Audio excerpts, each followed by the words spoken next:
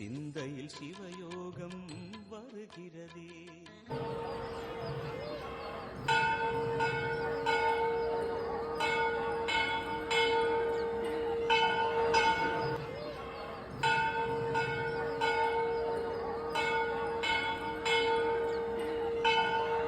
ஓம் ஐஜாய் வித்மகே தண்டகஸ்தாய் தீமகே தன்னோ வாராகி பிரசோதியா. நல்லதே நடக்கும். ஓம் நம சிவாயும் எல்லாம் உள்ள ஸ்ரீ பாரகிமன் திருவடி சரணம். இன்றைய பதிவு கன்னிராசி அஸ்த நட்சத்திரத்தில் பிறந்த நண்பர்கள். ஒரு கதவை மூடினால் இன்னொரு கதவை கடவுள் திறப்பார்னு சொல்லுவாங்க. அப்படிப்பட்ட அந்த கதவை திறக்கின்ற தருணம். சுப விதி உருவாகப் போகிறது. கர்மக்காரகன் தர்மக்காரகன் என்று சொல்லக்கூடிய இரண்டு கிரகங்களுடைய தொடர்பால் உங்களுடைய வாழ்க்கையில் இருக்கக்கூடிய தடைகள் விலகி இனிமே சுபிட்சமும் ஒரு விடுதலையும் ஒரு விமோச்சனமும் ஒரு நிம்மதியும் நிச்சயமாக கிடைக்க போது. கன்னிராசி அஸ்த நட்சத்திரத்தில் பிறந்தவர்களுக்குரிய பலங்களை பற்றி தான் பார்க்க போகிறோம். பதிவாக ஃபுல்லாக பாருங்கள். நம்ம சேனல் ஏற்கனவே குரு பயிற்சி பலங்கள் மற்றும் தமிழ் புத்தாண்டு பலங்களை பதிவிட்டு பார்க்கலனா சேனலில் போய் பாருங்க. மேலும் டிஸ்கஷன் லிங்க் இருக்கும், ப்ரெஸ் பண்ணி பார்த்து பயனடைஞ்சுங்க. மறக்காம நம்ம சேனலை சப்ஸ்கிரைப் பண்ணிட்டு குடைத்தர பெல்லைக்கான ப்ரெஸ் பண்ணி பக்கத்துலேயே ஒரு ஆளும் ப்ரெஸ் பண்ணி தவறாமல் சொல்லி அப்போ தான் நாங்கள் பதிவிடக்கூடிய அடுத்தடுத்த பதிவுகள் உங்களுக்கு உடனுக்குடன் நோட்டிஃபிகேஷனாக வந்து சேரும். கன்னிராசி அஸ்த நட்சத்திரத்தில் பிறந்த நண்பர்கள். முதல்ல கன்னிராசிக்கு பொறுத்த வரைக்கும் 7ஆம் வீடான மீனத்தில் சனி பகவான் கண்டகச்சனி சனிவனுடைய நேரடி பார்வை உங்கள் மீது உள்ளது. அதனாலேயே நண்பர்கள், உறவுகள், வாழ்க்கை துணை இந்த விஷயத்துலலாம் பிரச்சனைகள் உங்களுக்கு கொஞ்சம் தீவிரமாகவே ஆரம்பித்து போய்கிட்டு தான் இருக்கும். அப்படிப்பட்ட ஒரு கடினமான ஒரு சூழ்நிலையில் குருவனுடைய பயிற்சி ஜூன் மாதம் நடக்கக்கூடிய குரு பயிற்சி மிதுன ராசிலிருந்து கடகராசிக்கு பயிற்சி அடைஞ்சு அந்த குருவனுடைய 9ஆம் பார்வை அந்த சனிபவனுக்கு கிடைக்குது. சனிவன் கர்மகரகம், கர்மக்காரகன் சொல்லுவாங்க, விதிக்காரகன் சொல்லுவாங்க. ஓகேங்களா? ஆனால் குருவன் தர்ம கிரகம், சுபகிரகம். அவருடைய பார்வை அசுபகிரகமான சனி பகவான் மீது பதியுது. பதிலுக்கு சனி பகவான் குருவை பார்க்கல. அப்போ ஒரு கெட்ட கிரகத்தை ஒரு நல்ல கிரகம் பார்க்கும்போது கெடுபலன் நிச்சயமா குறையும். கன்னிராசிக்காரங்களுக்கு பெரிய அளவு நன்மை உண்டு. அதுவும் அஸ்த நட்சத்திரக்காரங்களுக்கு. ஏன் அப்படின்னா அஸ்த நட்சத்திரத்துக்கு அதிபதியா இருக்கக்கூடியது சந்திரன். சந்திரனுக்குரிய வீடு தான் கடகம். அந்த கடகத்துல தான் குரு வந்திருக்கிறாரு. குரு உச்சம் அடைந்திருக்கிறார். அப்போ அஸ்த நட்சத்திரக்காரர்களுக்கு நிச்சயம் திருமண வாழ்க்கையை முதலில் திருத்தி எழுத போகிறார்.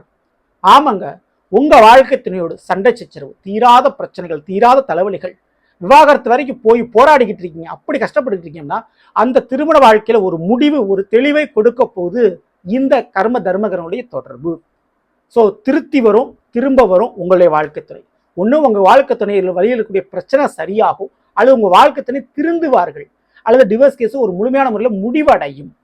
ஏன்னா நீங்கள் தவறான ஒரு நபரை கரம் பிடிச்சிட்டு கல்யாணம் பண்ணிட்டு ரொம்ப கஷ்டப்பட்டு இருக்கீங்களா, அந்த கஷ்டத்திற்கு ஒரு முடிவு உண்டு. ஸோ அதை கொடுத்துருவார். ஆனால் மறுமண வாழ்க்கை நல்ல விதத்தில் அமையக்கூடிய வாய்ப்பு உண்டு. ஏன்னா 2வது திருமணத்தை குறிக்கக்கூடிய 11ஆம் வீட்டில் சுபகிரமான குருமணம் வந்திருக்கிறாரு. நிச்சயம் மறுமண வாழ்க்கையை நல்ல விதத்தில் உங்களுக்கு ஏற்படுத்தி கொடுப்பாரு. அஸ்த நட்சத்திரக்காரர்களுக்கு துணிந்து நீங்கள் முடிவெடுக்கலாம். தெளிவான முறையில் நல்ல விதத்தில் இருக்கும். தெய்வமே உங்களுக்கு துணை நிற்கும். சரிங்களா? அஸ்த நட்சத்திரம் அதில் நீங்கள் கவலைப்பட வேண்டாம். அப்போ திருமண வாழ்க்கை கண்டிப்பாக சுபமானதாக மாற்றப் போகிறார். சனி பகவான் மூலமாக ஏற்பட்ட பிரச்சனை சரியாக போது குரு பகவான் மூலமாக. ஓகேங்களா? அடுத்த விஷயம், மிக முக்கியமான விஷயம், அதாவது உங்களுடைய காதல் சம்பந்தப்பட்ட விவகாரம், பிள்ளைகள் வழியில் இருக்கக்கூடிய பிரச்சனை, இந்த ரெண்டுமே சரியாகும். ஓகேங்களா? ஸோ இந்த ரெண்டுமே சரியாகக்கூடிய ஒரு காலகட்டம். பிள்ளைகளுடைய உடல்நிலை, அல்லது உங்கள் பிள்ளைகளுக்கு நடக்க வேண்டிய சுபகாரியங்கள், அல்லது பிள்ளைகளுக்கு உங்களுக்கு ஏதோ சண்டை சச்சரவு போயிட்டுனா அது கிளியர் ஆகும், அது சரியாகுங்க. சரிங்களா? அதே போல் தான் காதல் விவகாரம், காதலால் ஏதாவது ஒரு துரோகமோ தோல்வியோ ஏற்பட்டுச்சுன்னா அதெல்லாம் சரியாகி அதுலேருந்து மீண்டு வரக்கூடிய ஒரு காலகட்டமாக உங்களுக்கு அமையும். இஷ்டப்பட்ட நபரை கரம் பிடிக்கிறதுக்கு, அதாவது கல்யாணம் பண்ணுறதுக்கு வாய்ப்பு ஒன்று கூடி வருது. சரிங்களா? ஸோ மேலும் மிக முக்கியமாக கடன் பிரச்சனை, பெரிய அளவு கடன் பிரச்சனை இருக்குது. எப்படிதான் நான் வாழ்க்கையில் தப்பிக்க போகிறேன் இந்த கடன் அப்படின்னு ரொம்ப யோசிச்சுட்டு இருக்கவங்களுக்கு அந்த கடனை அடைக்கின்ற விதமாக பெரும் பணம் தொகை கிடைக்க போகுது.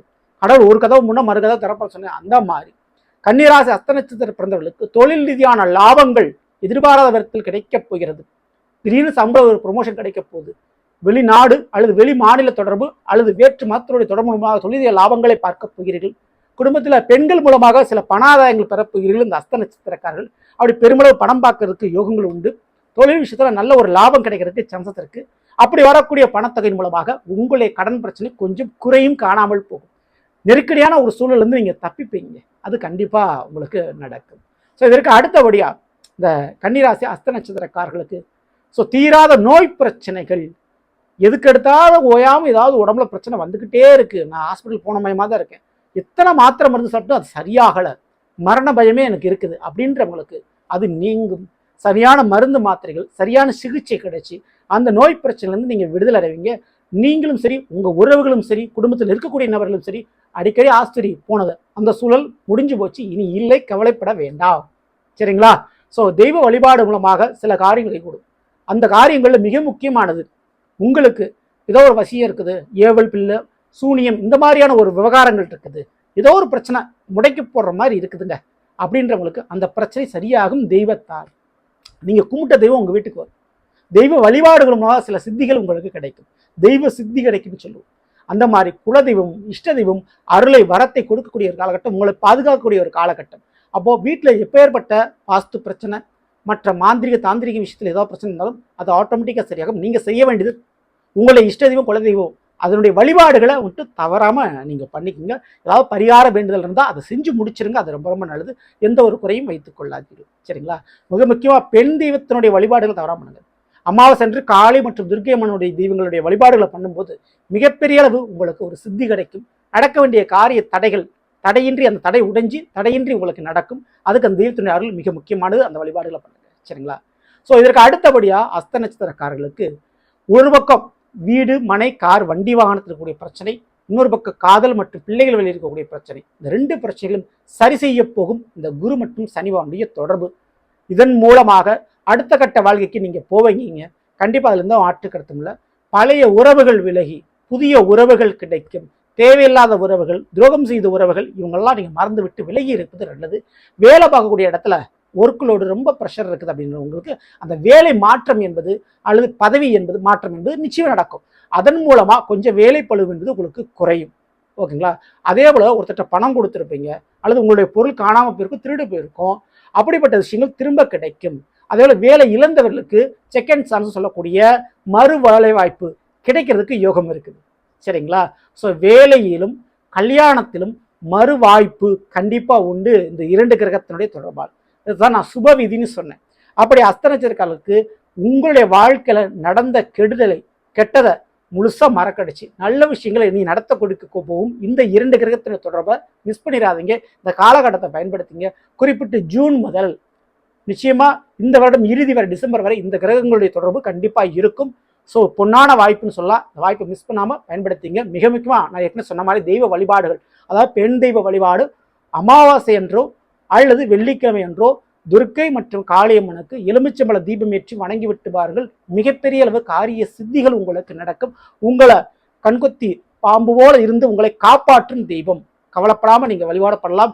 ஸோ உங்ககிட்ட யாரை வரவிடாமல் காப்பாற்றுற அந்த தெய்வம். சரிங்களா? மற்றவர்களுக்கு பாம்பாகவும் உங்களுக்கு காவலாகவும் நிச்சயமான முறையில் இருக்கும். அஸ்த நட்சத்திரங்கள் தவறாம இந்த வழிபாடுகளை பண்ணிக்கோங்க. சரிங்களா? இந்த பதிவு பிடிச்சிருந்த லைக் பண்ணுங்க, மற்ற நம்ம ஷேர் பண்ணுங்க, மறக்காம நம்ம சேனல் சப்ஸ்கிரைப் பண்ணி வச்சுட்டு கூட தர பெல் ஐகானை பிரஸ் பண்ணி பக்கத்தில் ஒரு ஆளுன்ற சொல்லி தவறாம செலக்ட் வச்சுங்க. அப்படின்னா நாங்கள் பதிவிடக்கூடிய அடுத்தடுத்த பதிவுகள் உங்களுக்கு உடனுக்குடன் நோட்டிஃபிகேஷனாக வந்து சேரும். அடுத்த பதில் சந்திப்போம். நன்றி, வணக்கம். நல்லதே நடக்கும். நம சிவாயம். எல்லாம் ஸ்ரீ பாரகிமன் திருவடி சரணம்.